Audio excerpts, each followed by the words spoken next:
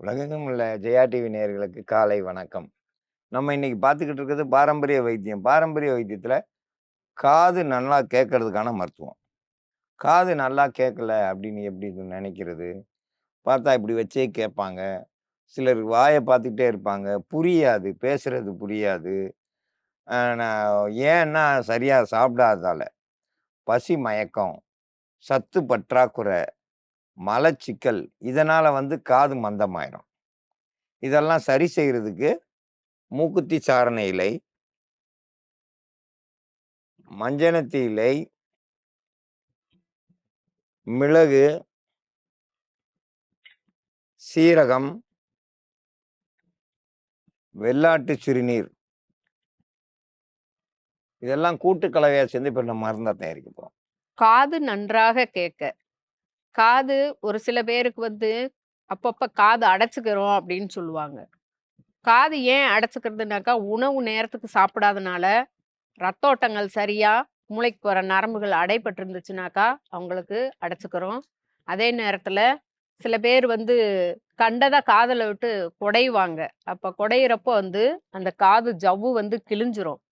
அது கிழிஞ்சிருச்சு அப்படின்னாக்கா, திரும்ப வளரும். அதே வழக்கத்துல வச்சுக்கிட்டு இருந்தாங்கனாக்கா, அது திரும்ப திரும்ப அவங்க காத கண்ட குச்சி, இந்த கோழி இறகு, ஐஸ் குச்சி, பட்ஸு இந்த மாரிலாம் வச்சு டெய்லி கொடஞ்சுக்கிட்டே இருந்தாங்கனாக்கா, மூளை அதே கேக்கும். பழையபடிக்கும் கொடைய சொல்லி கேக்கும். அந்த பழக்கத்த விட்டுருங்க. அப்படி இல்லாம இருந்துட்டு உணவு நேரத்துக்கு எடுத்துக்கிட்டு, தலையில தினமும் தலை குளிக்கிறவங்களுக்கு நீர் போய் கோர்த்து காது அடைச்சுக்கிறோம். காதுக்கு போற நரம்புகள், ரத்தோட்டங்கள் எல்லாம் நின்றுச்சுனாலும் அவங்களுக்கு காது கேளாது. இந்த மாரி இருக்கிறத சரி பண்றதுக்கான மருந்து தயாரிக்கும் முறைய பத்தி பார்க்கலாம். சீரகம், 7 மிளகு, மஞ்சனத்தி இலை, நுணா இலை 3, மூக்குத்தி சாரண ஒரு சிறு துண்டு. இது எல்லாமே நல்லா வழுவழுன்னு அரைச்சு எடுத்து வச்சிருக்கிறோம். இப்ப இது கூட வெள்ளாட்டினுடைய சிறுநீர் ஒரு 20 மில்லியாவது கலந்துரணும். ஏன் வெள்ளாட்டு கோமியம் அப்படின்னு சொல்றோம்னா, அது நெறைய மூலிகைகள சாப்பிடும். அதிலிருந்து கிடைக்கக்கூடிய சிறுநீர் மருத்துவத்தன்மை வாய்ந்தது. அதனுடைய பாலு, சிறுநீரும் மருத்துவத்துக்கு பயன்படுத்தி இருக்கிறோம்.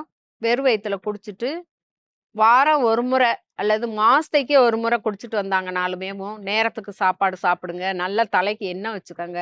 அது வழக்கத்துல வச்சுக்கிட்டீங்கனாக்கா, உங்களுக்கு காது நல்லா கேட்கும். காது நன்றாக கேட்க மூக்குத்தி சாரண, மஞ்சனத்தி இலை, சீரகம், மிளகு, ஆட்டு சிறுநீர், வெள்ளாட்டு சிறுநீர் இது எல்லாத்தையும் கூட்டு கலவையா சேர்ந்து மருந்தா தயாரிச்சிருக்கோம். இத அப்படியே குடிச்சோம்னா, வயித்துக்குள்ள சிக்கல்கள் எல்லாமே சரியாயிரும். மலச்சிக்கல் சரியாயிரும்.